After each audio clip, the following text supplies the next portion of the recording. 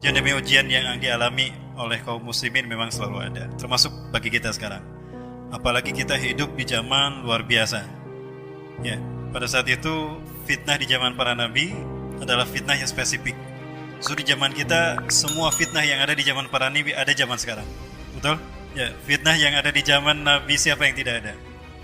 Fitnah di zaman Nabi Ibrahim. Apa yang terkenal? Manusia mempertuhankan manusia, ada zaman sekarang. Siapa? Bashar Assad. Dia dipertuhankan kan? Bahkan Bashar Assad dalam satu berita ya dinyatakan membuat Quran redaksi dia sendiri. Dia menggantikan Quran surat Al-Ikhlas dengan surat Al-Asad. Ya, ayat surat Al-Ikhlas dia rubah menjadi surat Al-Asad dan beberapa ayat dia potong. Contohnya, kalau tidak salah saya masih hafal ayat. Qul huwallahu ahad, Allahu samad, lam yahluk misla hafidil asad, wa lam yahkum li suriyah illa bashar al-asad. Itu nama ayatnya. 4 ayat kan sama, dia ganti seperti itu. Qul huwallahu ahad, katakanlah tidak ada Tuhan selain dialah Allah yang Maha Esa. Allah tempat bergandung segala makhluk. Allahu samad. Lam yakhluk misla hafidil asad. Allah tidak menciptakan satu makhluk pun seperti dengan Hafid al-Asad, ayahnya Bashar Asad.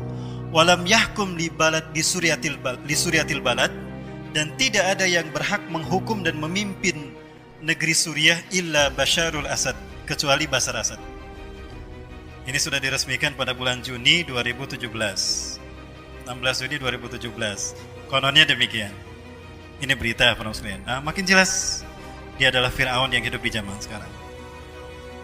Para muslimin, apakah ini menjadi sebuah presiden buruk bagi kita bahwa Allah tidak berhasil menjaga Qur'annya? Oh, jangan salah para muslimin. Banyak Allah tampakkan kebenaran ayat-ayat Quran. Justru kemunculan dia itu merupakan bukti akan munculnya akan kebenaran Quran itu sendiri. Ya, para Allah. Surat yang tadi dia rubah luar biasa, padahal itu surat yang mananya dahsyat luar biasa. Boleh saya bahas? Apalagi ya, Imam Ibn Katsir dalam tafsir mengatakan begini. Andaikan cukup dengan satu ayat yang pertama saja Allah menurunkan surat ini, itu sudah cukup. Orang-orang akhir zaman, fitnah akhir zaman ini. Ya. Asbabun nuzul dari surat ini diturunkan, saat itu datang orang-orang Yahudi ke menghadap Rasulullah sallallahu alaihi wasallam dan berkata, "Ya Muhammad, sif lana rabbaka." Ya, insib lana rabbaka. Sebutkan sisilah Tuhanmu itu Muhammad. Au sif lana rabbaka adzakarun huwa wa untha. Sebutkan Tuhanmu itu Muhammad, laki-laki kah atau perempuan kah? Itu kata orang-orang Yahudi. Orang Nasrani juga ada di sana dan berkata kepada Rasulullah, "Ya Muhammad, sif lana rabbaka, insib lana rabbaka." Sebutkan sisilah Tuhanmu itu. Man abu wa man ummah. Siapa ayah dan ibunya? Aneh kan, nanya Tuhan, siapa ayahnya, siapa ibunya? Ya, karena Nabi Isa itu anak Tuhan, versi mereka. Karena lahir tebapaan. Kalau lahir tebapaan berarti anak Tuhan. Dari zaman ayana lo banu lahir tejelas bapana. Apakah mereka anak Tuhan juga? Makin banyak ternyata anak Tuhan di akhir zaman ini ya. Karena dia lahir tanpa seorang ayah, siapa ayahnya. Nah, kemudian datang juga orang-orang Majusi. Ya Muhammad, siflana rabbaka. Wahai Muhammad, tunjukkan padaku, pada kami, seperti apakah Tuhanmu itu? Amin dhahabin huwa au min fiddah. Apakah Tuhanmu itu dari emas seperti Siddhartha Gautama, ataukah dari perak? Orang dari perak siapa ini? Asin Wiratu. Nanti dibikin patung Asin Wiratu dari perak. Rasulullah belum menjawab pertanyaan mereka, tetapi Allah yang menurunkan jawabannya. Maka turun surat Al-Ikhlas. Qul huwallahu ahad. Ayat pertama diakhiri dengan kalimat ahad.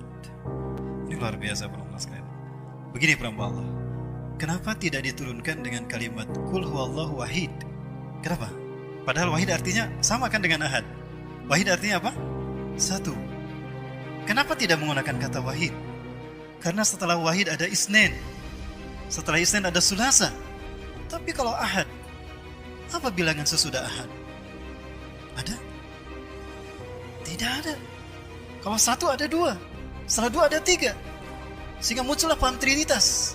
Tapi kalau ahad, ada bilangan berikutnya setelah ahad? Tidak ada. Jadi gimana kita menerjemahkannya? Kul, katakanlah oleh umat Muhammad, huwallahu, dialah Allah, ahadun, satu yang satu-satunya. Satu dan satu-satunya. Tidak ada duanya kan? Subhanallah. Jadi cukup dengan ayat itu Trinitas dan paganismenya Majusi serta teologinya Yahudi hancur saat itu juga. Cukup dengan satu ayat ini. Ayat berikutnya baru menjelaskan sifat Allah As-Samad, tempat bergantung segala makhluk, yang tidak ada semisal dengan Allah. Laisa kamitslihi syai'un, tidak ada sesuatu yang serupa dengan Allah. Imma fi dzatihi atau imma fi af'alihi atau sifatihi. Baik pada zat Allah, tidak ada yang serupa dengan zat Allah. Jadi bagaimana manusia bisa mengaku Tuhan? Para sekalian, munculnya paham humanisme, saya curiga. Paham-paham tentang humanisme pada dasarnya ingin mengangkat derajat manusia agar setara dengan Tuhan. Karena di akhir zaman ini banyak manusia yang bisa melakukan apa yang dilakukan Tuhan. Betul?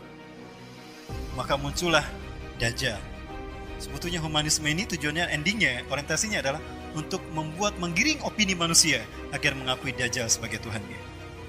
Karena Dajjal akan datang di saat manusia penuh dengan petaka, ada dalam kehilangan apapun. Sehingga ketika Dajjal datang, dia memberikan apapun yang dibutuhkan manusia. Bahkan air, tanaman akan ditumbuhkan Dajjal. Karena salah satu sifat Dajjal, dia bisa menurunkan hujan.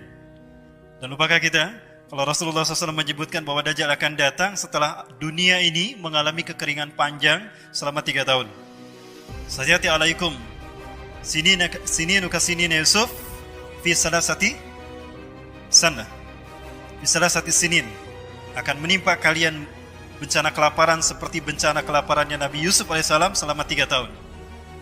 Fi sanatil ula. Di tahun yang pertama Allah perintahkan kepada langit, ya sama kafi mimma'ika sulusan. Hai langit, tahan sepertiga airmu, jangan kau turunkan. Hai bumi, tahan sepertiga tanamanmu, jangan kau tumbuhkan. Manusia mulai kelaparan di tahun pertama. Di tahun yang ketiga, Allah perintahkan kepada langit 2/3 airnya ditahan. Begitu pula bumi, 2/3 tanamannya jangan ditumbuhkan. Manusia makin dahsyat kelaparannya. Dan di hari yang ketiga, Allah perintahkan kepada langit untuk menahan semua airnya dan jangan kau teteskan setetes pun juga. Dan bumi juga diperintahkan untuk menahan tanamannya, tidak tumbuh sebutir pun. Ada sahabat yang bertanya, Rasulullah, lalu dengan apakah kaum muslimin bertahan hidup saat itu? 1, mereka bertahan hidup dengan zikir, tasbih, sebagaimana zikirnya para malaikat. Yang kedua, ada yang menakwilkan bahwa Rasulullah menyatakan yang manusia di akhir zaman akan bertahan dengan Al-Quran. Maka orang-orang yang mampu memahami Al-Quran dengan baik, mampu menjiwai Al-Quran dengan baik, maka demi Allah, mereka yang bisa bertahan ketika bencana kekeringan itu melanda kita. Subhanallah. Berarti Quran ini betul-betul menjadi penyelamat bagi kita. Yakin? Baik. Lalu di manakah majlis-majlis di mana Quran itu dihidupkan kalau bukan di majlis seperti kita ini? Artinya, orang-orang yang bisa bertahan hidup adalah mereka yang hadir di majlis-majlis Quran seperti ini. Maka istiqomahlah kita hadir di majlis seperti ini, sehingga ketika istiqomahnya kita, maka kita sudah terlatih untuk bisa bertahan menghadapi ujian demi ujian di akhir zaman. Baik, maksudnya ini gambaran akhir zaman. Ya. Lupakah kita kalau Rasulullah pernah menyebutkan dalam hadisnya ada 15 tanda-tanda dekatnya manusia pada hari kiamat. Kita hitung ya, boleh kita hitung sama-sama. Yang pertama, apabila kekuasaan dianggap keuntungan. Ya, artinya manusia akan berlomba-lomba untuk menjadi penguasa. Sudah terjadi belum? Sudah. Ini membenarkan hadis Rasulullah yang lain. Membayar zakat dianggap merugikan. Akan ada masa di mana orang takut tidak membayar pajak daripada tidak membayar zakat.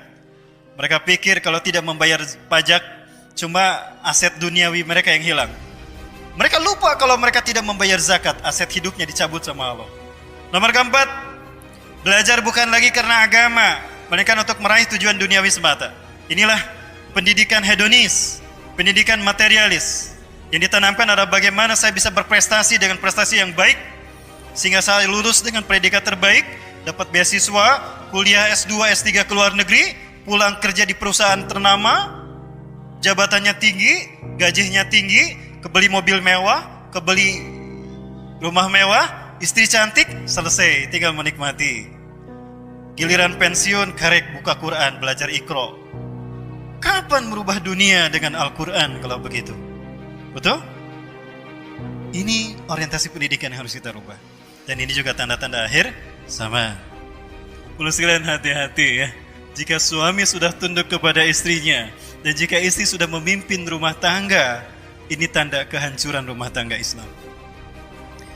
Jika ini terjadi di kalangan kaum muslimin, dan itu memang terjadi, orang-orang barat memahami bahwa poros surga bagi seorang muslim itu adalah keluarga.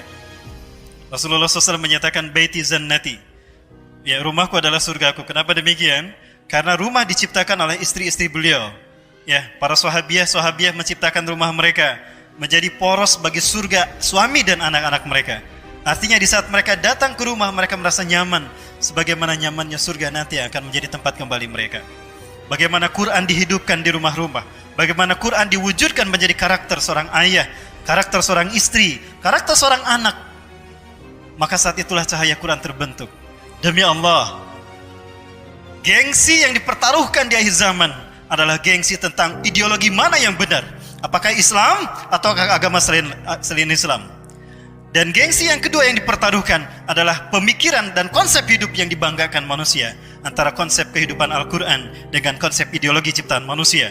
Apakah kapitalisme, apakah komunisme, Hinduisme, Zionisme, dan isme-isme lainnya. Al-jannatu tahta aqdamil ummahat. Surga di bawah telapak kaki ibu. Tapi ingat bu, kunci surga ada di tangan suami ibu. Boleh surga di bawah telapak kaki ibu, tapi kuncinya ada di tangan suami. Ibu bisa masuk? Nggak bisa. Seorang istri wajib taat kepada suami. Al-Quran banyak memberitakan seperti itu. Hal unabbiukum ala ma tanazzalu syayatin. Hal unabbiukum. Maukah aku beritakan pada kalian? Ala man tanazzalu syayatin. Kepada siapa setan-setan itu turun? Jadi Allah mengajak kepada kita, menawarkan, mau enggak diberitahu setan itu turun kepada siapa? Tanazzalu ala kulli affakin athim. Setan turun kepada para pendusta lagi banyak dosa. Demi cintaku padamu, langit gunungkan kudaki, lautkan kuseberangi. Betul, mereka pendusta lagi banyak dosa. Lihat konsernya jam 9 malam. Diisukan geus ngantri tah. Beli tiket, salat duhur dilewat, salat asar dilewat, salat maghrib dilewat, asar dilewat. Giliran berdiri pangharup, luar biasa tah kayak gitu. Allahu Akbar. Betul. Ini tanda akhir zaman. Inilah kebenaran Al-Qur'an. Maka ini yang harusnya dinasihatkan oleh ayah dan ibu kepada putra-putrinya. Baik. Ayat berikutnya. Yulquna as-sam'a wa aktsaruhum kadhibun. Mereka mengarahkan pandangan mereka kepada para penyair-penyair itu. Betul? Itu kan syair-syair yang didedangkan, yang didengarkan. Wa aktsaruhum kadhibun. Kebanyakan para penyair itu adalah penyair para pendusta. Mereka mengucapkan apa yang tidak mereka lakukan. Lautan api kan ku seberangi. Benar eta teh? Ya, giliran kabogohna maut mah teu ngilu ka kuburanan eta. Katanya sehidup semati. Nah, kelihatan kan bohongnya. Para sekalian, ini bukan teori, tapi beginilah tanda-tanda akhir zaman. Wasyu'ara'u yattabi'uhumul ghawun. Dan para penyair-penyair yang penuh dengan dusta itu diikuti oleh orang-orang yang sesat. Ya, coba lihat perilaku orang-orang yang gemar kepada konser-konser musik itu. Ini menarik. Alam tara annahum fi kulli wadin yahimun. Tidakkah kamu melihat bahwasannya mereka mengembara ke tiap-tiap lembah? Coba. Ini terjadinya kapan? Pada saat Quran ini diturunkan atau sekarang? Sebentar, apa itu lembah? Sama nggak lembah dengan stadion? Konser-konser musik kebanyakan dilakukan di mana? Stadion. Yang nanya lembah itu di bawah kan, yang dilihat, objek yang dilihat di bawah, dan orang yang melihat di atas. Lihat stadion. Yang konser di atas apa di bawah? di bawah, yang nonton di atas. Apa itu bukan lembah? Ya. Tidakkah kamu melihat bahwasanya mereka mengembara dari satu stadion ke stadion yang lain? Bisa nggak diartikan demikian? Allahu Akbar. Terjadi kan zaman sekarang? Tolong sekalian, sekali lagi, ini fenomena yang 14 abad yang lalu Quran sudah memberitahukan. Hati-hati penambah Allah. Yuk, kita saatnya berhijrah. Waktu kita untuk bertobat tinggal singkat sekali.